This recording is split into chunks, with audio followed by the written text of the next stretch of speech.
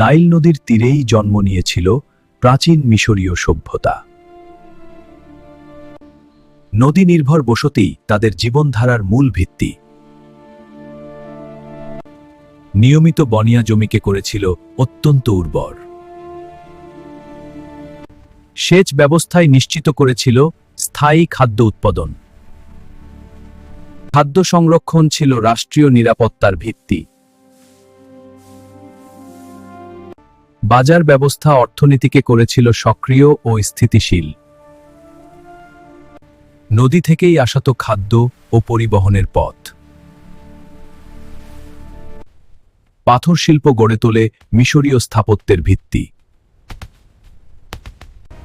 সংগঠিত শ্রম ছাড়া পিরামিড নির্মাণ সম্ভব হতো না। পিরামিড ছিল ক্ষমতা ও বিশ্বাসের প্রতীক। ধর্মীয় প্রতিষ্ঠান সমাজকে একত্র করেছিল। মন্দির ছিল ধর্ম ও রাষ্ট্রের কেন্দ্র।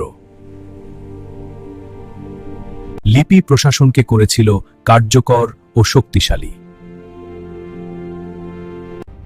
ফারাও ছিলেন রাষ্ট্রের সর্বোচ্চ ক্ষমতাধর ব্যক্তি। কর ব্যবস্থায় বিশাল প্রশাসন পরিচালনা করত। পরিবার ছিল সামাজিক কাঠামোর মূল একক।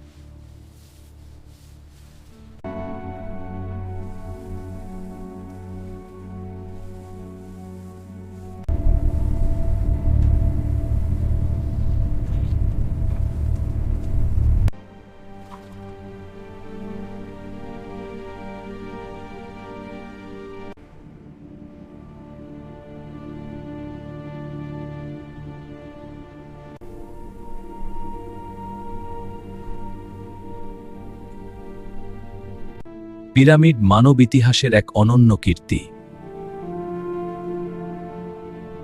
নাইলের ধারেই গড়ে উঠেছিল চিরন্তন ঐতিহ্য। প্রাচীন মিশর এক অন্তহীন সভ্যতার উত্তরাধিকার।